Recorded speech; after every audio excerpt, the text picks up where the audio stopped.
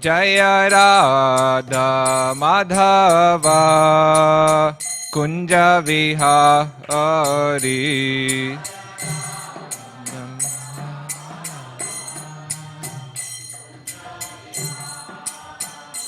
Jaya Gopijana Ballabha Girivara Dhari.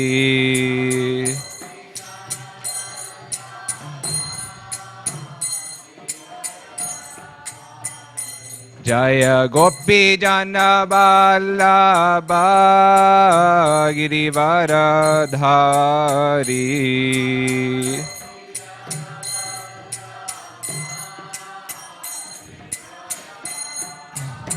Yashodanandana Brajajana Ranjana.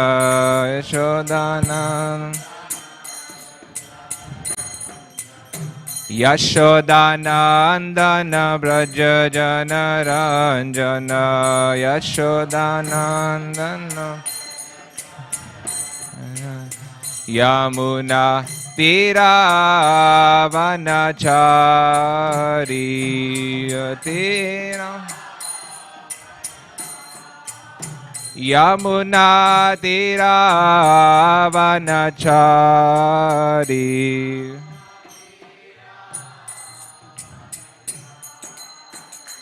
Jaya Radha Madhava Kunja Vihari. Madhava Kunja Vihari. Jaya Radha Madhava Kunja Vihari.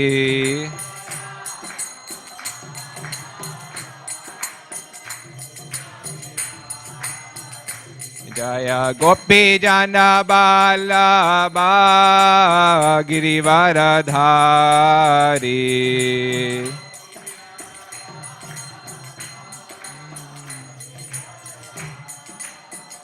Jaya Gopi Jana Ballabha Girivara Dhari.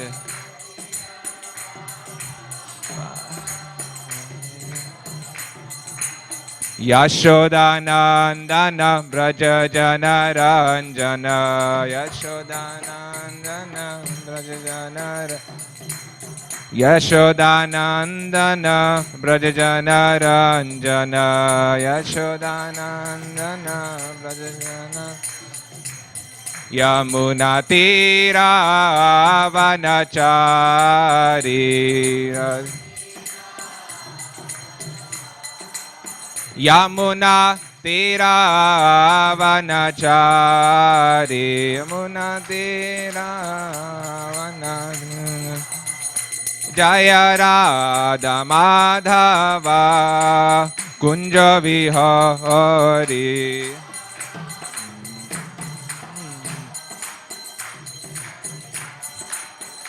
Jaya Radha Madhava Kunja Vihari. Jaya Radha Madhava Kunja Vihari.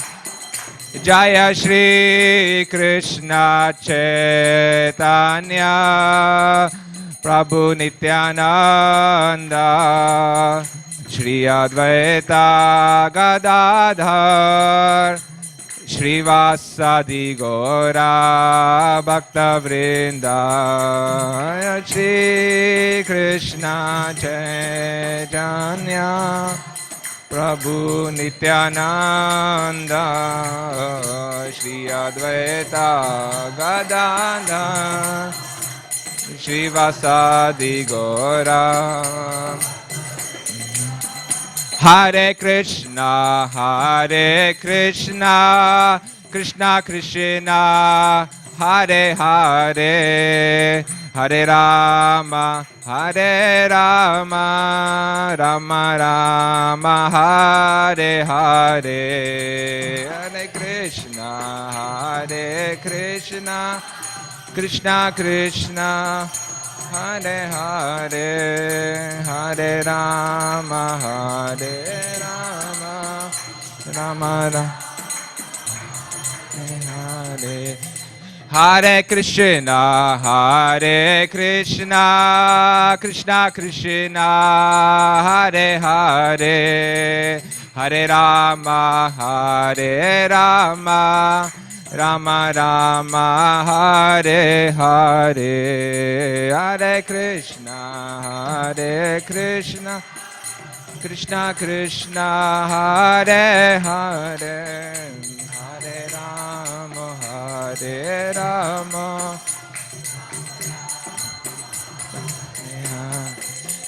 Hare Krishna, Hare Krishna, Krishna Krishna, Hare Hare, Hare Rama, Hare Rama, Rama Rama, Hare Hare, Hare Krishna, Hare Krishna, Krishna Krishna, Hare Hare, Hare Rama, Rama Rama. Jaya Prabhupada, Jaya Prabhupada, Jaya Prabhupada, Srila Prabhupada, Jaya Prabhupada, Jaya Prabhupada, Jaya Prabhupada.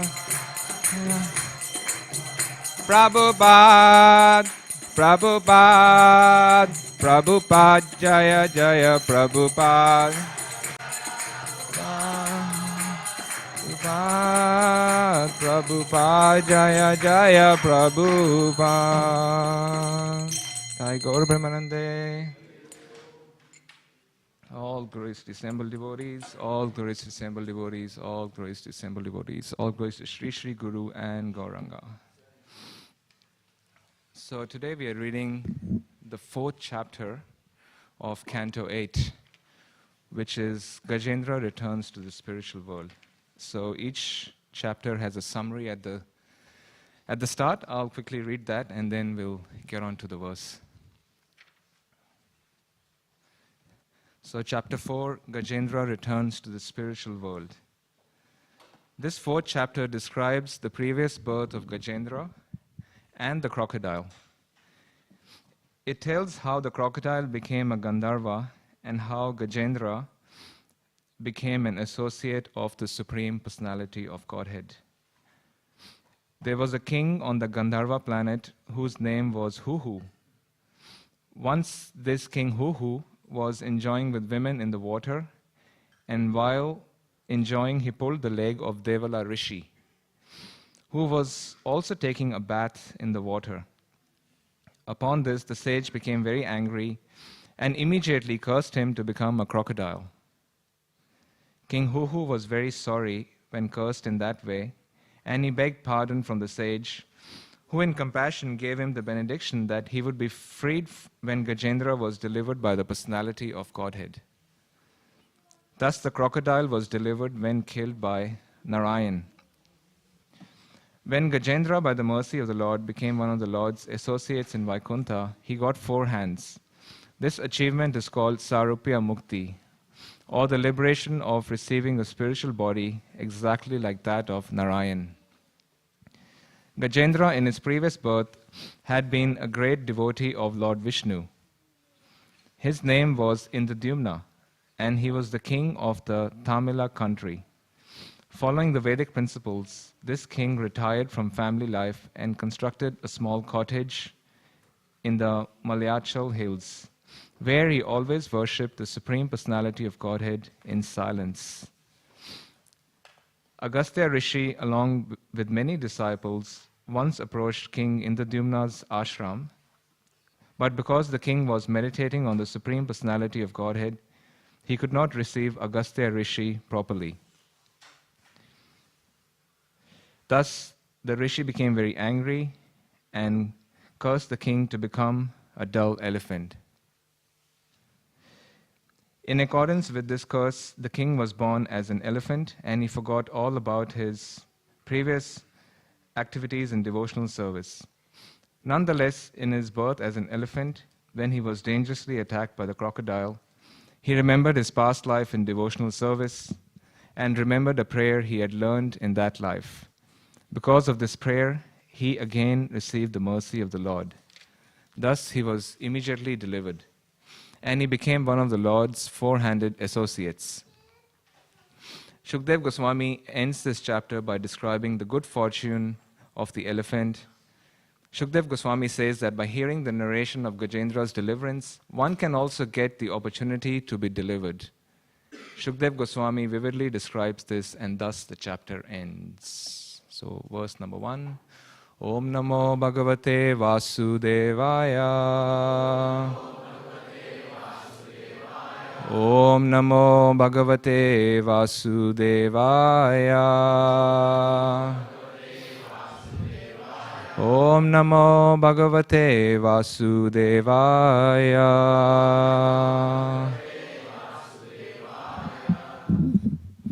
So, verse number 1 of chapter 4, Gajendra returns to the spiritual world. Shri Shuka Uvacha. Tada Devarshi Gandharva.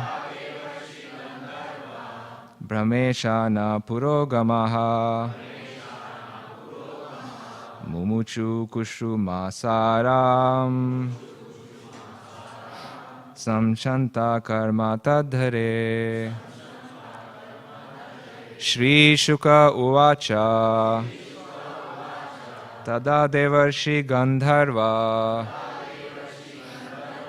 Brahmeshana Purogamaha. Mumuchu Kushumasaram. Samsanta Karma Tadhare. Shri Shuka Uvacha. Tada Devarshi Gandharva. Brahmeshana Purogamaha. Mumuchu Kusumasaram. Samsanta Karma Tadhare.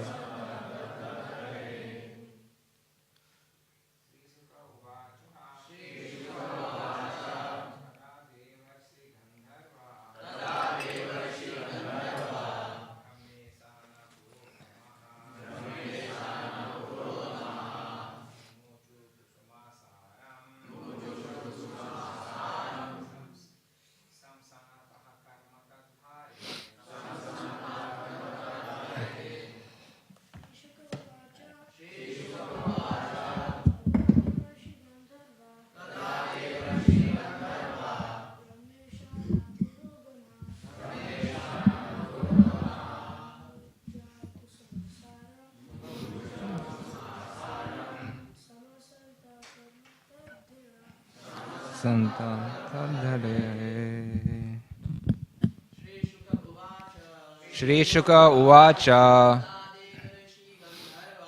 Tada Devarshi Gandharva.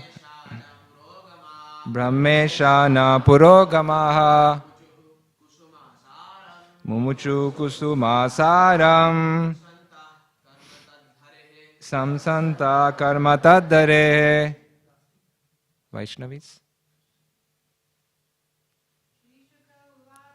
Shri Shuka Uvacha. Tada Devarshi Gandharva. Brahmeshana Purogamaha. Mumuchu Kusumasaram. Samsanta Karma Tadhare. Shri Shuka Uvacha. Tada Devarshi Gandharva. Brahmeshana Purogamaha. Masaram. Samsanta Karma Tadhare. Shri Shuka Uvacha. Tada Devarshi Gandharva. Brahmeshana Purogamaha. Mumuchu Kusumasaram. Samsanta Karma Tadhare. Shri Shuka Uvacha. Tada Devarshi Gandharva. Brahmeshana Purogamaha Mumuchu Kushtumasaram Samsanta Karmatadhare. Shri Shuka Uvacha. Shri Shukdev Goswami said, Tada, at that time, when Gajendra was delivered, Deva Rishi Gandharva, the demigods, sages and Gandharvas, Brahma Ishana Purogamaha, headed by Lord Brahma and Lord Shiva, Mumuchu, showered, Kusuma Asaram, a covering of flowers, Samsantaha, while praising, Karma, transcendental activity, Tat, that, Gajendra Mokshana, Hare, of the Supreme Personality of Godhead. Translation and purport by His Divine Grace, Srila A.C. Bhaktivedanta Swami Prabhupada. Shri Shukdev Goswami said, okay, I'll read it.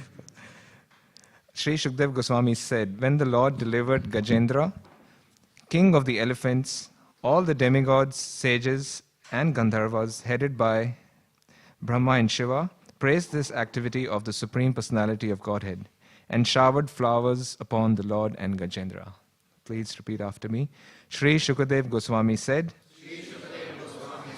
when the Lord delivered Gajendra, the king of the elephants, all the demigods, sages and Gandharvas, headed by Brahma and Shiva, praise this activity of the Supreme Personality of Godhead and showered flowers upon both the Lord and Gajendra. Purport. It is evident from this chapter that great sages like Devala Rishi, Narad Muni and Agastya Muni will sometimes curse someone. The curse of such a personality, however, is in fact a benediction. Both the crocodile, who had been a Gandharva in his previous life, and Gajendra, who had been a king named Indradyumna, were cursed, but both of them benefited. Indradyumna, in his birth as an elephant, attained salvation and became a personal associate of the Lord in Vaikuntha, and the crocodile regained his status as a Gandharva. We find evidence in many places that the curse of a great saint or devotee is not a curse, but a benediction. Om Agyana Timirandasya Gyananjana Shalakaya Chakshur Unmilitam Yena Tasmai Shri Gurave Namaha. Jai Shri Krishna Chaitanya Prabhu Nityananda Shri Advaita Gadadhar Srivasadi Gaura Bhakta Vrinda. Hare Krishna, Krishna Krishna, Hare Hare, Hare Rama, Rama Rama, Hare Hare. So in this chapter, Gajapati or Gajendra, he returns to the spiritual world. So as some of you might be following this pastime, so there was this ocean of milk in the material realm, and there was a big mountain, and that mountain was called Trikuta.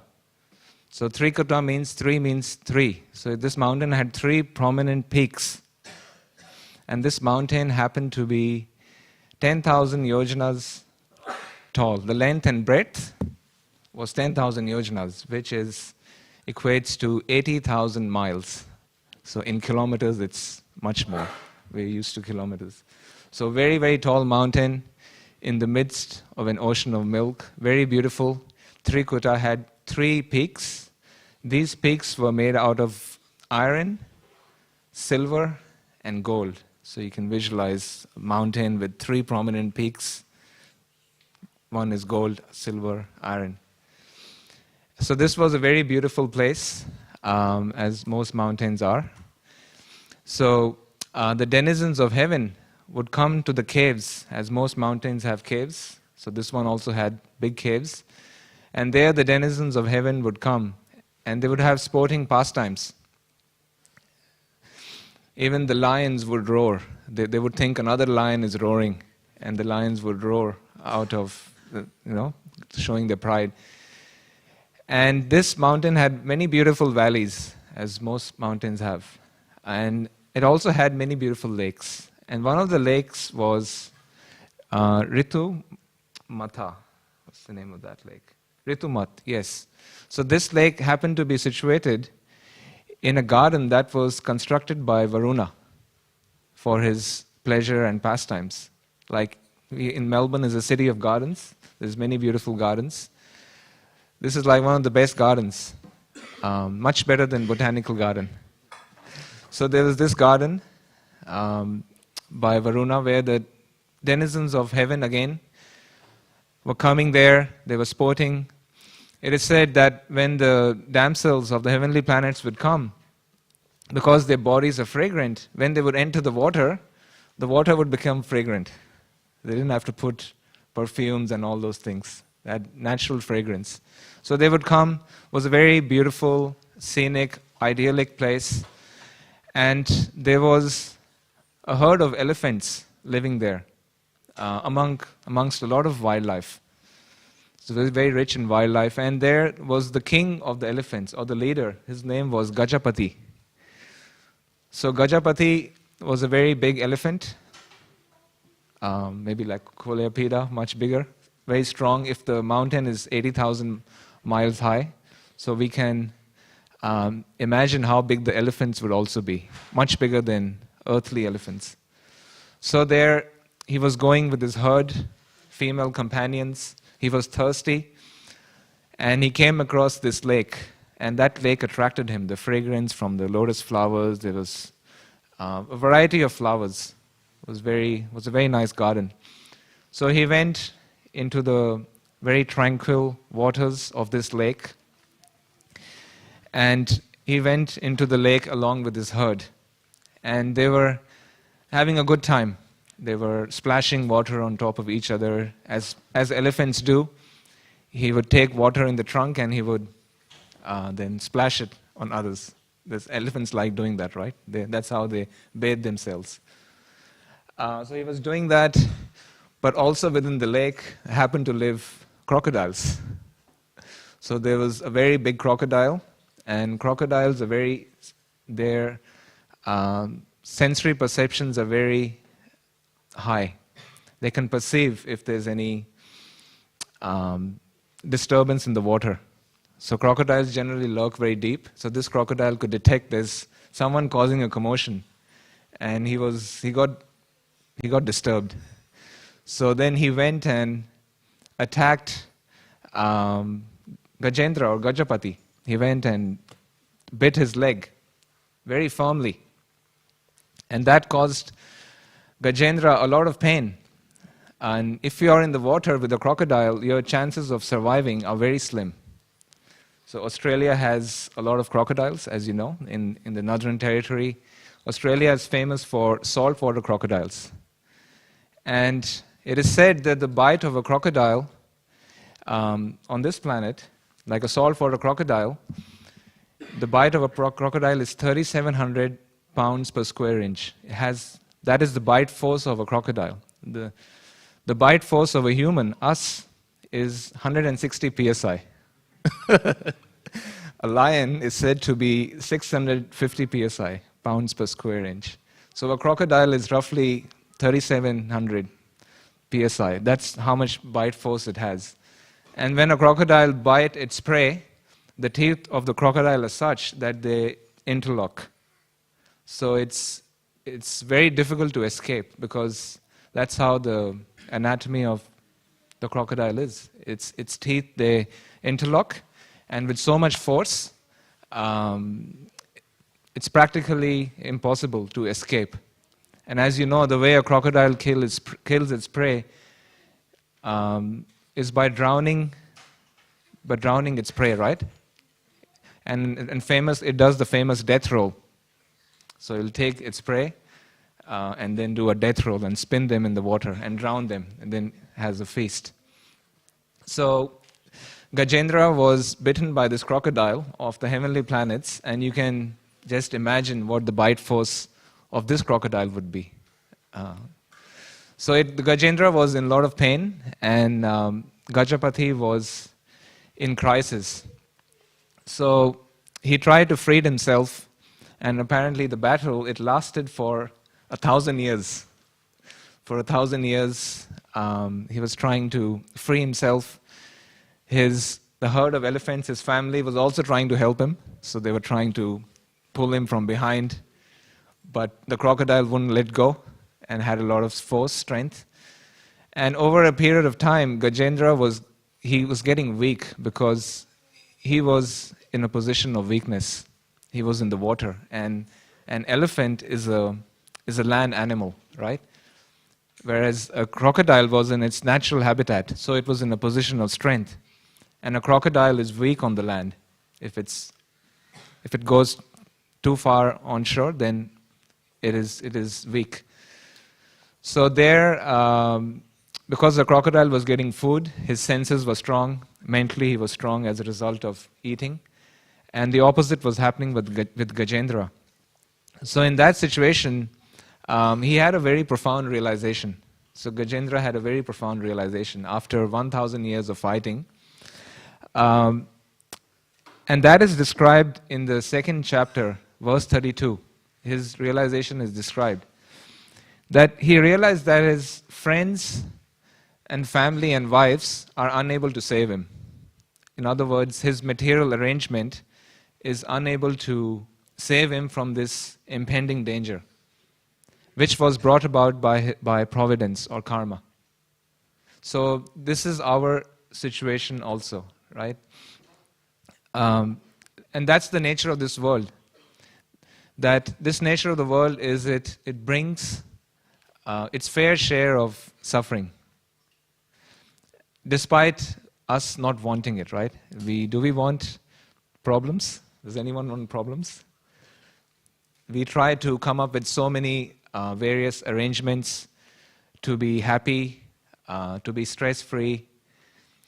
Like we'll try to organize our life in so many ways, make alliances with people, have our businesses, jobs, investments, our family. So we think that under illusion, we are thinking that these fallible soldiers will protect us at the time of calamity. But when calamity strikes, actually none of these sources can help us. They can maybe provide some relief, temporary relief, but ultimately they cannot help us. And this was the situation Gajendra was in. So the Bhagavad Gita also says, in the 15th verse of the 8th chapter, Krishna says in the Bhagavad Gita, Mamupetya punarjanma dukhalaya mashashvatam napnuvanti mahatmanaha samsiddhim paramam gata. So he says, after attaining me, the great souls, they never return to this material world, which is full of miseries, and it is temporary. So this world is dukhalyam ashashvatam. This world is temporary, and it is full of miseries.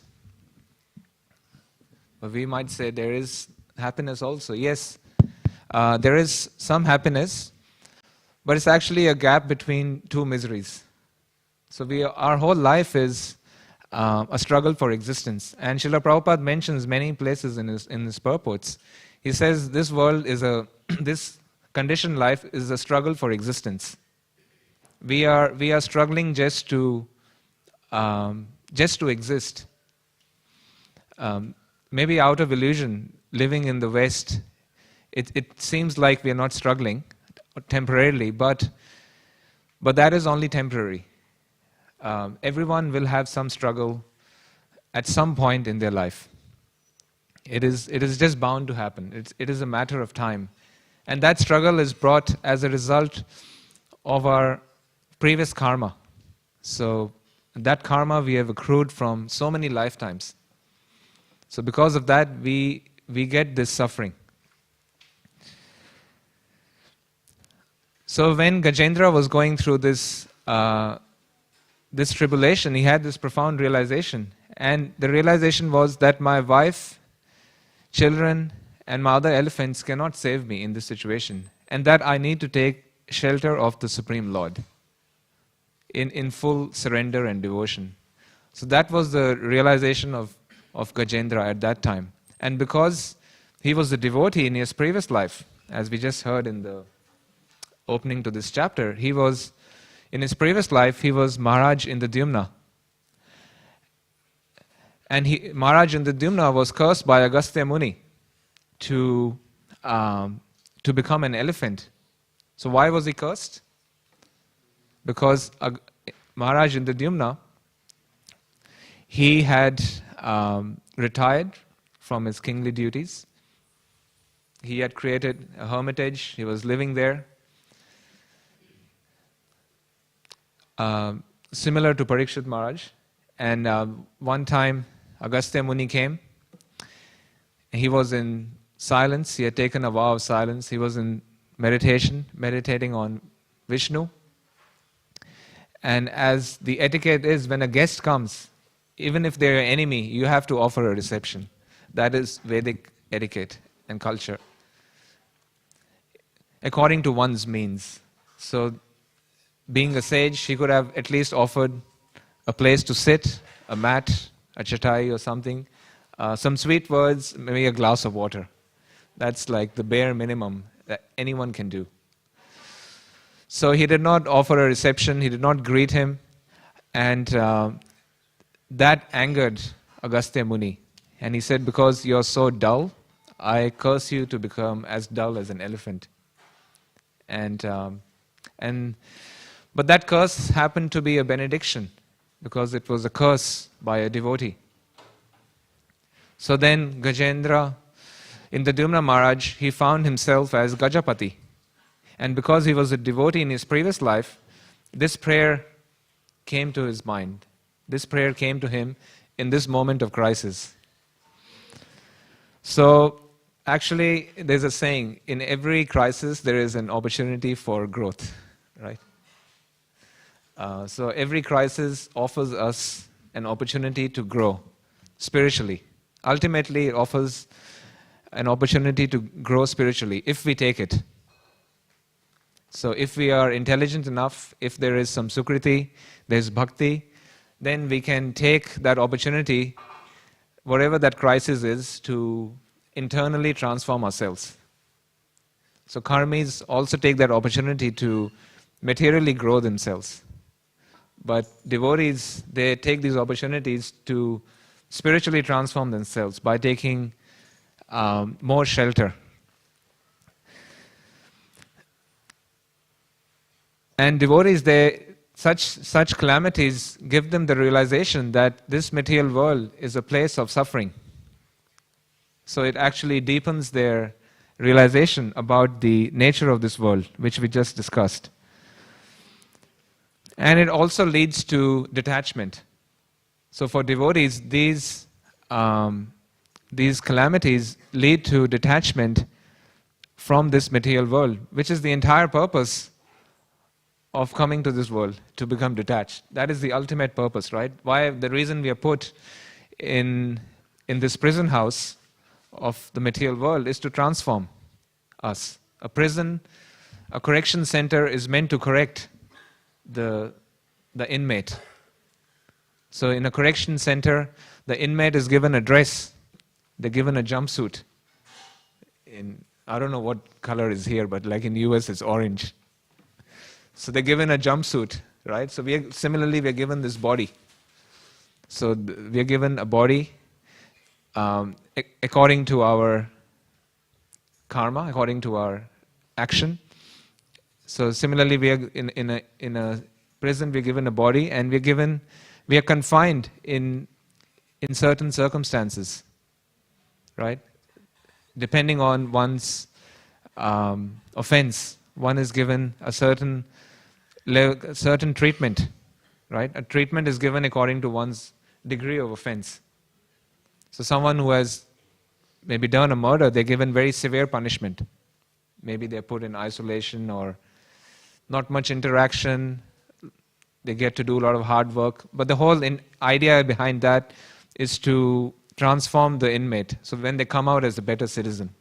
So in the same way, the suffering of the material world is meant to bring us closer to Krishna and bring a sense of detachment, that I don't want to come back here.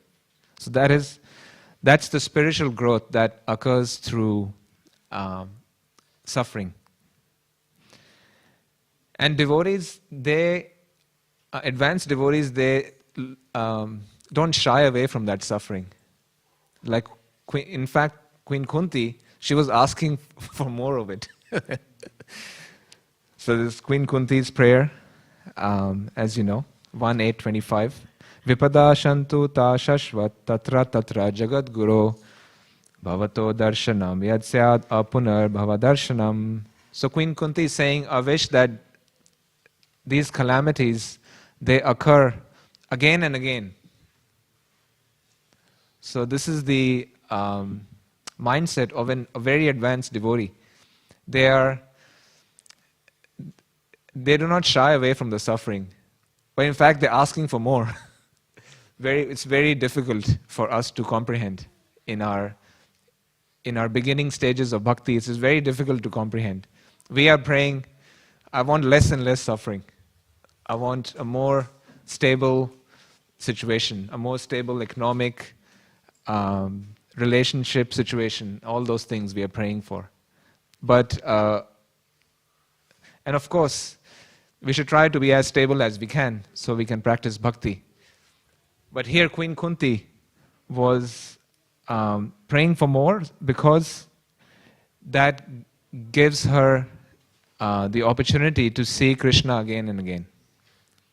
So, in other words, leads to more shelter of Krishna, taking shelter. And this leads to the cessation of repeated birth and death, or samsara. So this is the spiritual growth that occurs to a devotee through suffering. So a devotee doesn't shy away from suffering. So Pandavas are a great example of that, right? So the Pandavas were going through numerous sufferings.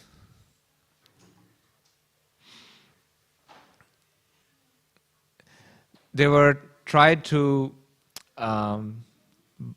be burned alive in the house of Shlak, right? Yeah, so there was a house made of wax. So the house was lit alight by Duryodhan and co. And they were, Duryodhan tried to burn them alive. Bhima was tied and then thrown in a lake. He was poisoned and then thrown in a lake. They were sent into exile. So they had one difficulty after the other. But in all these circumstances, they took shelter of the Lord. So we can see that is an advanced devotee will take shelter of the Lord under all circumstances. So adversity, in other words, has a transformative experience. It leads to more inner strength and faith. So any adversity for a devotee, if they're well situated, it will lead to more inner strength and faith. Whereas for someone who's a Kanishta, they will give up their faith. They will blame God. So the example, like when 9/11 happened, many people became atheists, because they're Kanishta Adhikaris. And it's like, oh, how can God do this to us? How can this happen to my family? So many, in times of crisis, like even when wars happen, sometimes a lot of people become atheists or they become agnostics. How can God do this to my family? How can we be in such difficult circumstances, like in a war? But for a devotee who's bit deep in their bhakti, they will see this as Krishna's arrangement for them to take more shelter and make a quick solution to the problem of birth and death. And we see also the Lord, He intervenes. Krishna intervenes in the life of a devotee. So when a devotee genuinely calls out, so here Gajendra's quality was, his unique quality was, he actually surrendered to Lord Hare. So Gajendra, he surrendered. So his call for help was not like anyone else. So like a lot of people also, they make a plea to God when they are in trouble. But his plea was pure. That's the difference. So Gajendra's plea was pure. It was in full surrender.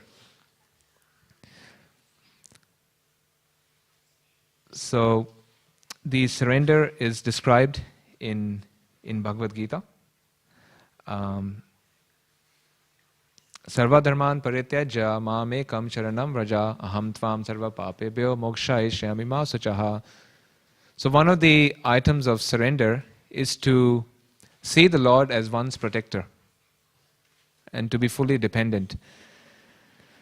So here, Gajendra, he saw that my true shelter, as described in the previous chapter, is Lord Vishnu, is Lord Hare. And he surrendered to Lord in full devotion. And he made so many prayers. An elephant could make so many prayers. So he remembered all the prayers. And these prayers are very powerful. He made all these prayers out of pure devotion. And as a result of that, the Lord immediately intervened. So Krishna, Lord Hare intervened out of his omnipresence, because God is omnipotent and omnipresent. He can intervene. We see even in the example of Draupadi. So as you know, the pastime of Draupadi, the Pandavas were lured into a gambling match. Yudhishthira Maharaj was challenged in the gambling match, facilitated by Shakuni. So there he couldn't deny the challenge, because as a Kshatriya they can't deny. It's their dharma. So he accepted the gambling challenge. He lost his kingdom. He lost himself. He lost all his brothers. And as a last-ditch effort, he even lost their wife. Right? So, and then she was brought out in the assembly in front of everyone. Dushashan attempted to strip her naked, which at that time was considered a very low-class act. So he attempted to do that, and she also surrendered to Krishna in pure devotion. And then the Lord intervened, as you know. He kept trying to disrobe her, but her sari, there was no end to her sari, and there was a mountain of sari there. Could open a shop maybe. So there was a mountain of sari, and so the Lord very swiftly intervened, because out of his omnipresence and omnipotence, Krishna can do that. We see also Krishna intervenes in our lives also. So when we take shelter of the Lord, if we take shelter of the Lord, Krishna will intervene in various ways, maybe through devotees, through maybe even karmis. Krishna might be saying something to us through non-devotees. Through the holy name, through the deities. So Krishna also intervenes in our life. And it's actually a matter of faith if we can see that or not. But Krishna is trying to help us in all circumstances.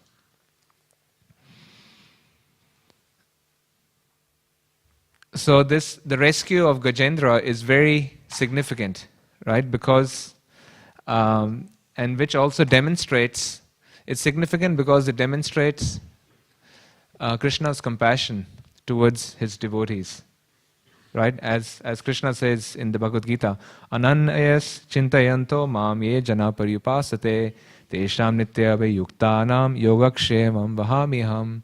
So Krishna says, those who always worship me with exclusive devotion, meditating on my transcendental form.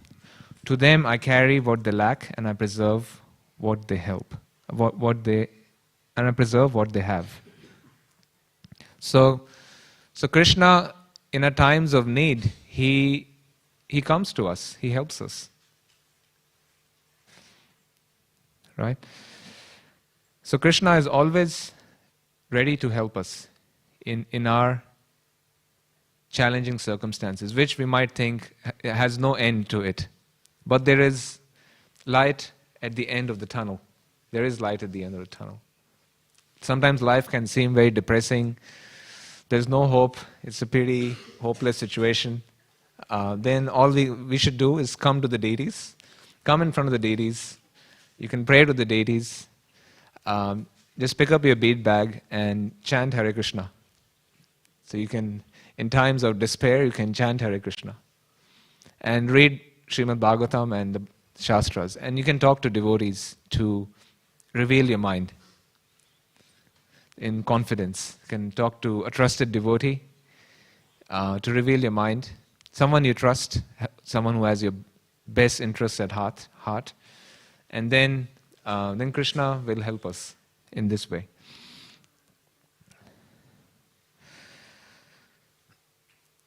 So Gajendra's prayers were very sincere.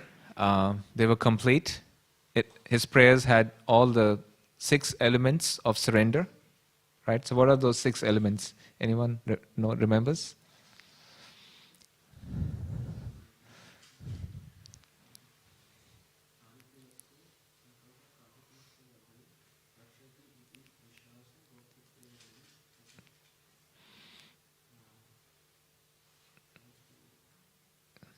Atma Nikshepa Karpanye. Thank you. Prabhuji is a scholar. Very expertly recited these verses. So Anukulyasya Sankalpa. Accepting things favorable for devotional service. This is one of the items of surrender. Then, opposite of that, rejecting things that are unfavorable. So a devotee looks at everything through this lens, through this filter. Anything comes in their life, apply this filter. So things which are favorable, they accept it. Things which are unfavorable, they reject it. So, and that might be different for everyone according to their time, place, and circumstance. What might be favorable for one is unfavorable for another. So you can't judge everyone. So one has to apply this criteria. Rakshishyati Vishvasa. They have firm belief that Krishna will protect, as Gajendra had. There's this firm conviction, very firm. The Lord will not forsake me. And that's even Lord Chaitanya Mahaprabhu's prayers in the Shikshashtakam.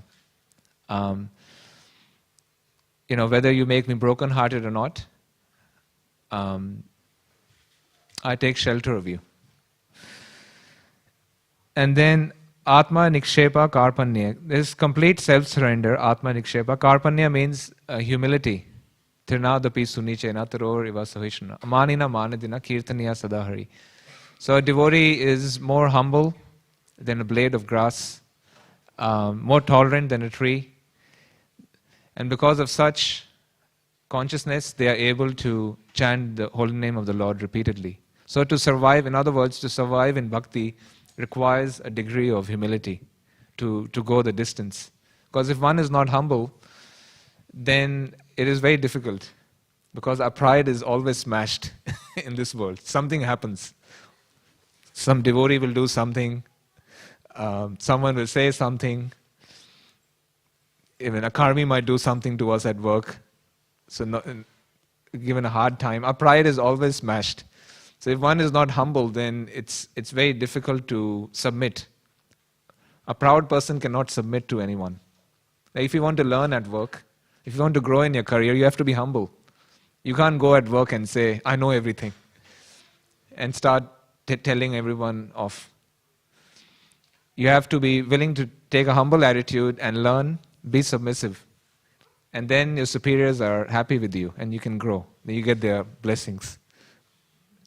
So in the same way, in bhakti, we have to be humble. If we are not humble, then it's very difficult to take shelter of Krishna. And then as a result of that, various offenses occur.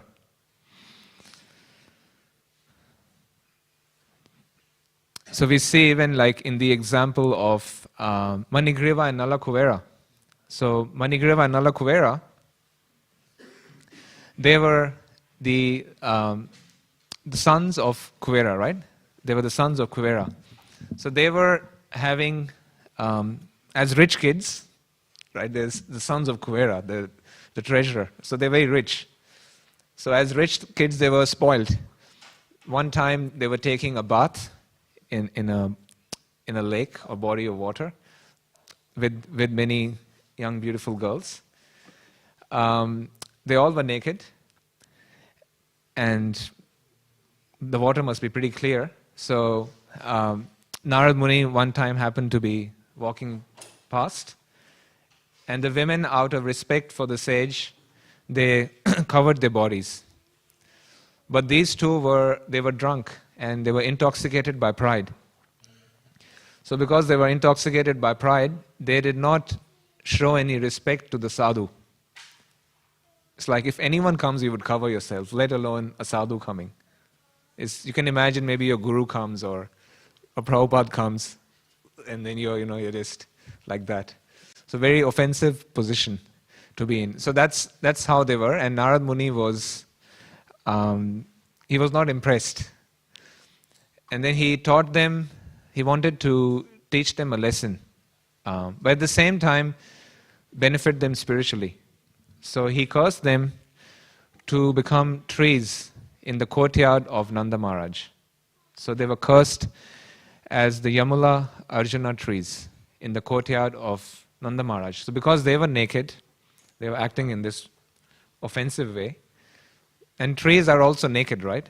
Their private parts, like an animal, their private parts might still be covered by their body. But so these trees, they were just the cursed, and they're naked and standing for such a long time in the courtyard of Nanda Maharaj.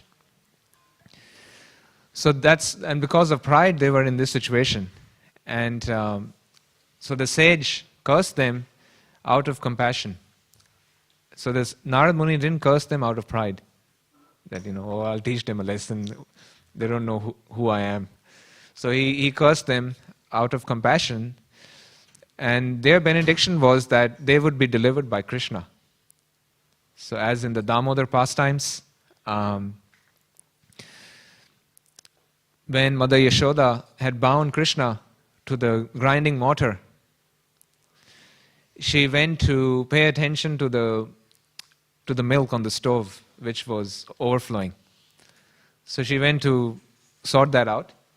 And in the meantime, Krishna, because he was bound, as a naughty baby, he crawled in the courtyard and he dragged the mortar with him. And that mortar went between the two trees, got stuck, and then he pulled it. He pulled with great force, and the two trees, they came crashing down. And then from these two trees came out these two demigods, Manigriva and Nalakuvera. So they were benedicted.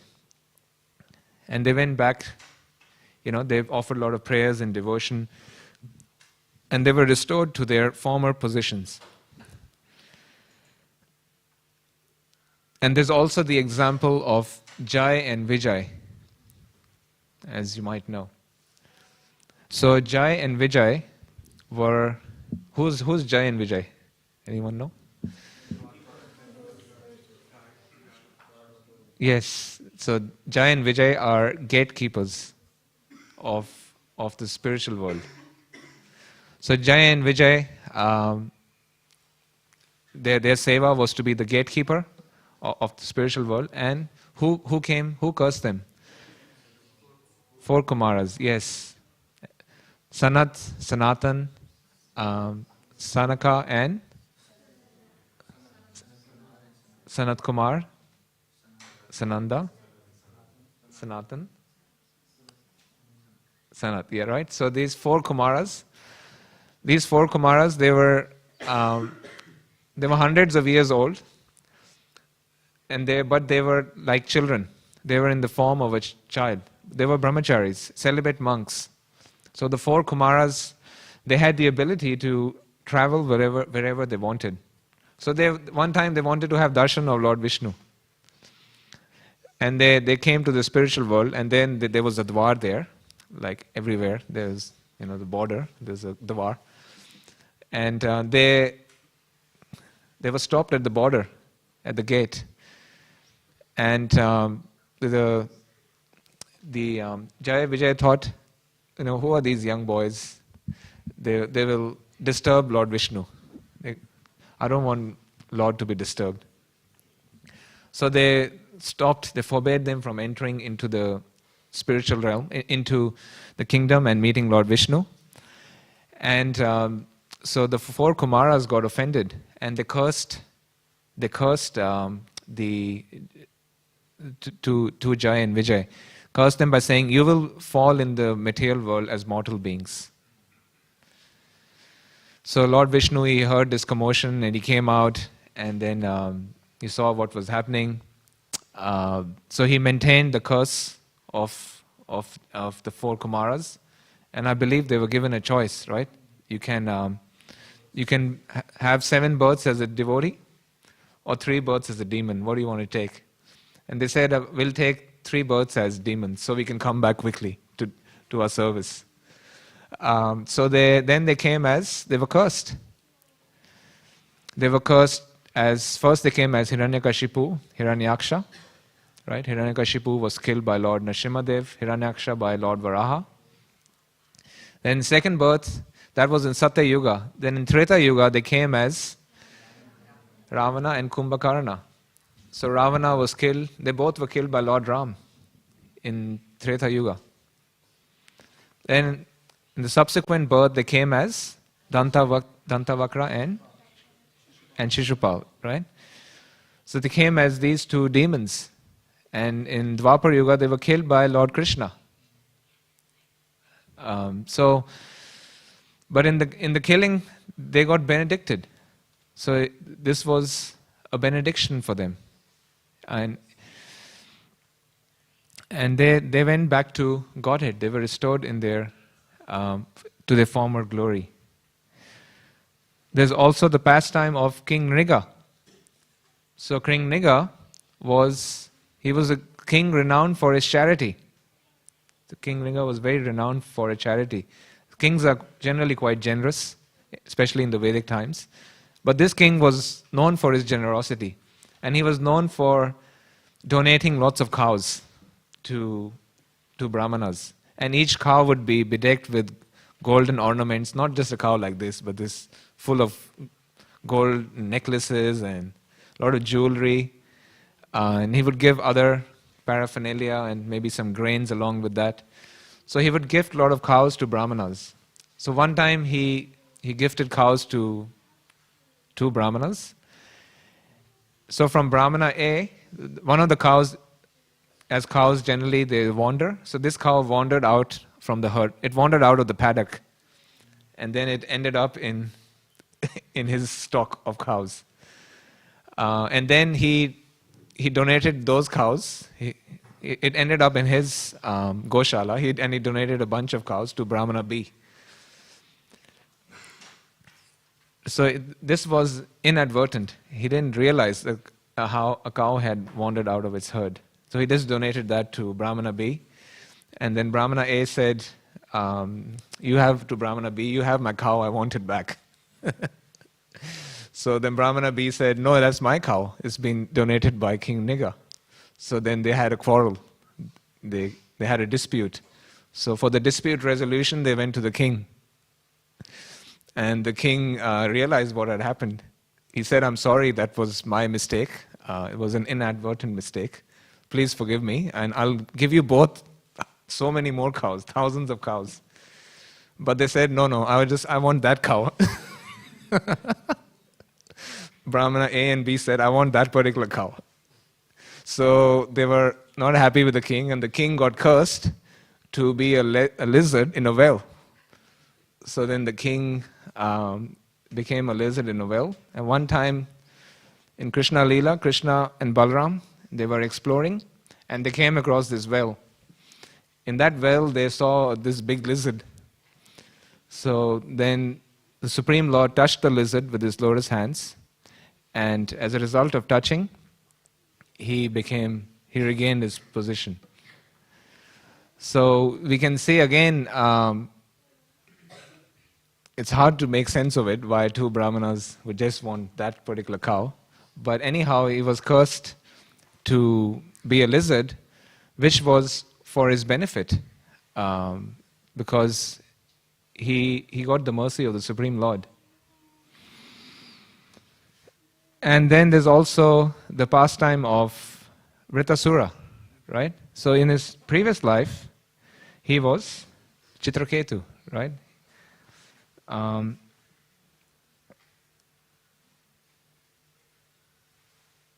So King Chitraketu, he was a very wealthy and powerful king.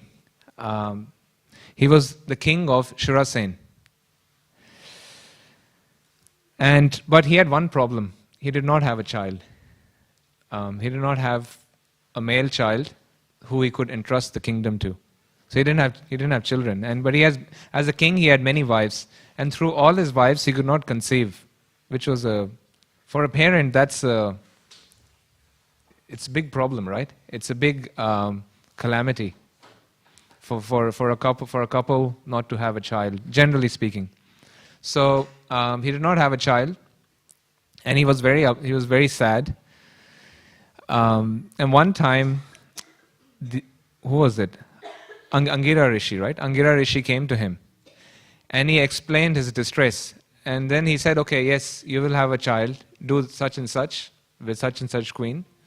You will have a child, but this child will be the source of happiness and sorrow. His name was Harsha Shoka. So he conceived this child with Krita Dyuti. Chitraketu conceived this child with Krita Dyuti. And when he had this child, he was elated with joy. He was so happy, and he poured so much affection to this child, and he gave a lot of attention to one wife. And as a result, the other wives were not happy, because they felt neglected, and out of envy, they poisoned this child. So very extreme. So they poisoned the only son of the king, and he died. So there was a great mourning, state mourning happened, and so when he died, Narad Muni and Angira, they came to console the king. So they gave him some words of wisdom. And they temporarily brought back Harsha Shoka to life, who also spoke, tattva to the king. So Chitraketu, he came to his spiritual senses. He had divine vision. And then, he was realized. So one time, Chitraketu, out of his spiritual vision, he could see Lord Shiva and Parvati. So one time he saw Parvati sitting on the lap of Lord Shiva in the midst of an assembly of sages, maybe like a Bhagavatam class happening, and someone sitting with their wife on their lap. What would you think? Giving a class, wife sitting on the lap. So he cursed. He joked at that, and Parvati, she got upset and she cursed him to take birth as a demon. So then he took birth as a demon, Vritasura. And Vritasura, he fought with Indra.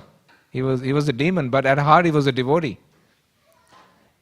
So he fought with Indra. He offered so many prayers, words of realization. And then he also ultimately went back to Godhead. So we can see that the curse of a devotee actually is a benediction. It in reality is a benediction. So for us also, the relevance to our life is all these challenges we come across, they can be benedictions for spiritual growth. This is the relevance to our life. And we have to be careful when we deal with anyone in this world, let alone dealing with devotees. So we have to be careful in our dealings, not to be proud, arrogant, and sometimes we can also get cursed by devotees. But might not become a lizard, but sometimes people can wish bad on you if your behavior is not good, right? So sometimes devotees can also wish bad. It shouldn't do, but yeah, sometimes it happens. So it's best to live, try to live with integrity as much as, try to live with integrity and not offend others, and see all adversities as opportunities for spiritual growth and transformation. So with this, I will end here and see if you have any questions or comments on what we spoke. Yes, Prabhuji. 5 questions. Okay, we'll take one and give others an opportunity. So my first question, why did Huhu and Manigriva and Nalakuvara and King Nriga not go back to the spiritual world after being delivered by the Lord, by Lord Vishnu or Lord Krishna? So why did they, instead of returning to the spiritual world, like Vritrasura, for example, they stayed in the material world after being delivered directly by the Lord? So you said Huhu, Manigriva, Nalakuvara. Who else? Nriga. Niga. Yes. Okay. So with Huhu, we know Huhu. He did a prank on Devala Rishi. Yeah. So Devala Rishi was in the water, and King Huhu was there with his queens or other women, and he played a prank on the Rishi. He went underwater and pulled his leg, pulled him in the water. So he got cursed.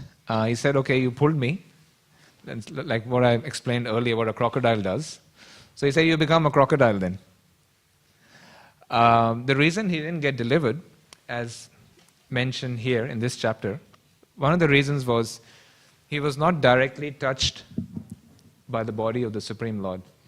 So Gajendra was touched by the body of the Lord. So when Lord Hare came, as a result of Gajendra's prayers, he pulled Gajendra out of the water, and then Huhu also came out. Sorry, crocodile also came out, because he was clinging to the leg. Then crocodile's head was severed by the Sudarshan Chakra. Well, you might say it was touched by the Sudarshan Chakra, which is also non-different from the Lord, right? And whereas Gajendra was touched by the Lord, this is what here it says, but Gajendra, he had actually surrendered. The items of surrender I had explained, and if we analyze his prayers, he had fully surrendered to the Lord, whereas Huhu, or the crocodile, had not fully surrendered. So that's why he still had material desires in his heart. There was still some tinge of material desires or a lot of material desires which needed to be cleansed. But he was still benedicted by regaining his former position. So that's why he was not, he didn't go back to the spiritual world. And the same can be said for Manigriva and Nalakuvara, as far as I'm aware. You can correct me if I'm wrong. But that's the reason they didn't go back. Whereas Gajendra went back. Gajendra got Sarupya Mukti. He got a 400 form similar to the Lord. The Lord put him on his Garuda, on his carrier, and they went back to the spiritual world. So that's the reason, because he was not still pure in heart. There was still material contamination there, which still had to be cleansed. Just a quick comment on that is, it can be said that, Shishupal was also killed by Sudarshan Chakra. Yes. And yet he merged into the body of the Lord, right? He was liberated. Correct, yes. Although temporarily. Yes, ultimately, in Shishupal's case, we know he was Jai or Vijay, one of them. they were pure devotees, and they were temporarily put in the material world. So the curse was 3 lifetimes as demons. And a demon is usually averse to the Lord, so he was quite averse. But because that was the curse, when he was killed by the Sudarshan Chakra, he went back to the spiritual world. And that is the compassion of the Lord also. And that was the Lord's pastime. The entire pastime was orchestrated to give us an opportunity to hear about this and be purified. Mm-hmm. So, okay, to ask another question, does someone else have a question? Okay, so if no one else has a question, we'll come back to you. Yeah. But she has a question.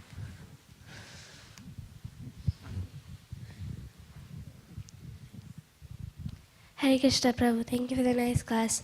Prabhu, you mentioned whatever we see, like the events in a devotee's life, is either due to their past karma or due to the will of the Lord.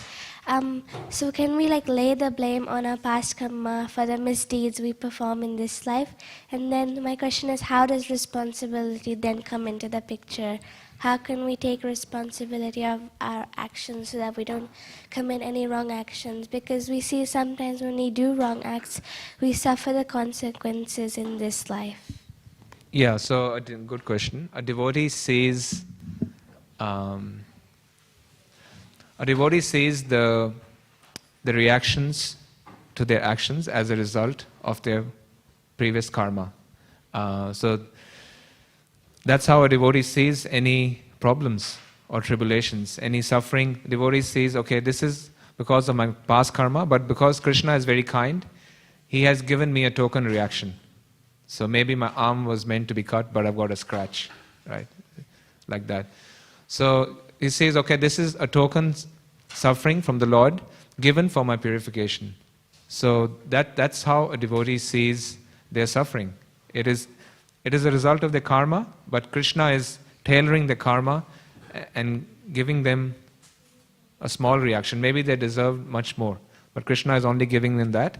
And they take shelter of the Lord, as I was explaining. So a devotee will take shelter of the Bhagavatam, the holy name, the deities, to say, my dear Lord, I'm in this position. What do I do now? So they take shelter. How can I go deep in my bhakti, and what do I practically do? So that's how a devotee takes shelter of the Lord. So they approach the Lord in the form of the holy name, and then Krishna seated in the heart of a devotee, Paramatma seated in the heart of a devotee, speaks to the devotee. Do this, do that, or comes through other devotees. As I was saying, sometimes even comes from non-devotees. Maybe this is best for you. Sometimes it's like the Lord saying. But they reference that with the Shastra. So whatever the advice is coming, ultimately it is reference to the Shastra. It has to be in line with the Shastric principles. It can't be like, whatever that said. So it's related back to the scripture. Thank you, Prabhuji. Hare Krishna. Prabhuji. Hare Krishna, Prabhu. This is just a sort of an addition to Prabhu's first question. It's somehow the point came to my mind because I listened. It's basically when I was listening to my Guru Maharaj's lecture, he actually made this point why he was describing why who didn't go back to Godhead. And he was saying, based on the Acharya's commentaries, that because who is a Gandharva, their job is to describe the pastimes of the Lord, sing the glories of the Lord. So one of the reasons why he didn't go back to Godhead was so that when he resumes his position as a Gandharva, he can then dedicate his life to describing the glorious pastimes of the Lord or what he's just experienced. So he still becomes a devotee after it's not that he becomes a Gandharva and then goes back to his past activities. So he becomes a devotee of the Lord and he engages in glorifying the Lord's pastimes, and therefore if he went back, he wouldn't be able to do that. and sort of give that to everyone, to spread the glories of the Lord to everyone. And it was the same for Nalakuvara and Manigriva. So that was one of the reasons he gave, is that for them, I mean, demons, if they just became demons again, like, what are they going to do? But these Nalakuvara and Manigriva who became devotees, and then they engaged in spreading the glories of the Lord. So that was the reason why they didn't. Eventually they go back to Godhead, but they got their old positions back to spread the glories. That's what hopefully I was able to. No, thanks for sharing explain. these deeper insights of the Acharyas, so they can glorify the Lord. Thank you. Anything else? Anyone else? Sorry, I'll ask another Yeah. question. So then, speaking of demons and devotees, of course we know that Jai and Vijay's pastimes, they are pastimes. And so when they came to be demons, this was by the will of the Lord. But it would seem that when they selected 3 lifetimes as demons, instead of how many lifetimes? 7. 7 lifetimes as devotees. Take 7 or 3.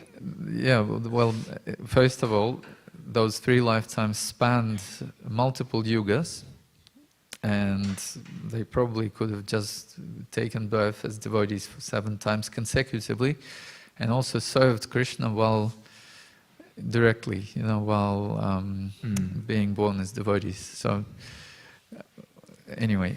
So why did they choose to be demons? Yeah, Is that the question? I know, it probably wouldn't be. I don't know who would be able to answer that apart from themselves. So the Supreme Lord,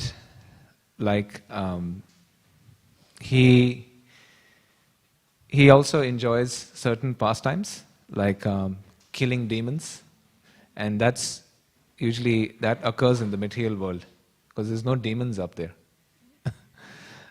So they chose those roles to ultimately, on a very deeper level, to serve the Supreme Lord, to give pleasure to the Lord, right? Because the Lord, as Varaha, he killed Hiranyaksha, and the Lord also got pleasure in doing that. And also, if they didn't take these pastimes as demons, these sections won't be in the Śrīmad Bhāgavatam. So through these pastimes, there is so much transcendental knowledge that has arisen from this, right? So many prayers are there, and these pastimes are also there for us to be able to relate to our situation. It's essentially, maybe that's on a very extreme scale, but we go through similar situations as well, right? So it was the divine will of the Lord. They come as demons, so he can come to the material world to execute his pastimes, as he says in the Bhagavad Gita, I come once in a day of Brahma to annihilate the demons, miscreants, and to revive Dharma. So from time to time that happens. So Krishna is coming into the material world as per his schedules. He's coming to carry out his pastimes. Those pastimes involve devotees and demons, and he's giving us an opportunity to. This is a window for us, right, to go in the spiritual world. So that's why they probably took the option of coming as demons. Though a lot of atrocities happen, the very, very extreme atrocities happened as demons, incomprehensible, probably even by today's standards. But and also it's karma. There's the factor of karma for jivas. They had to go through the karma, so they had to maybe go through such circumstances, and ultimately, whoever Krishna kills or comes in touch with the Lord, they also got benefited. So in the end, everyone got benefited, including the demons. That's what I would say.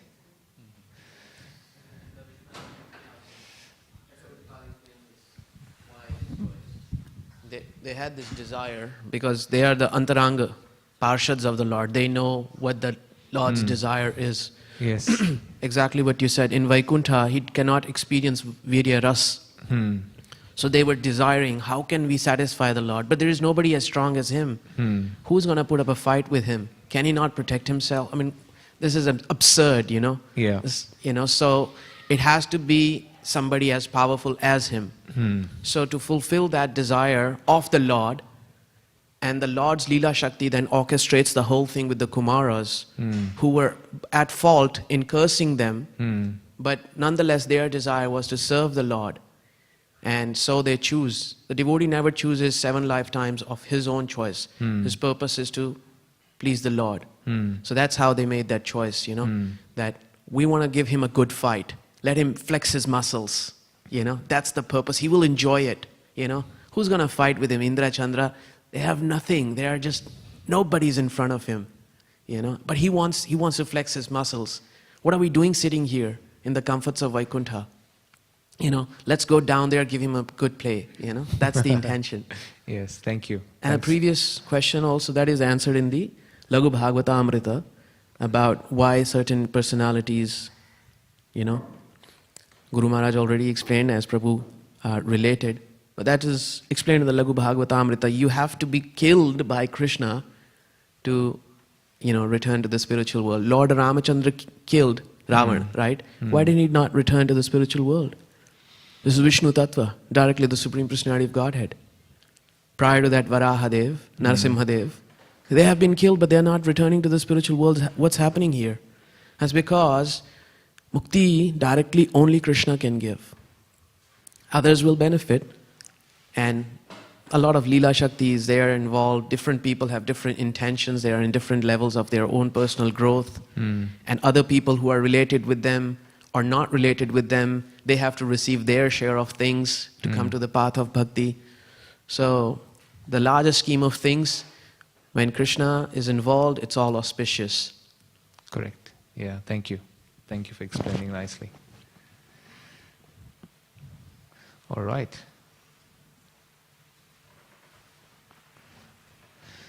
Okay, we will end here. Thank you for your kind attention. Grantaraj, Śrīmad Bhāgavatam ki jai. Srila Prabhupada ki jai.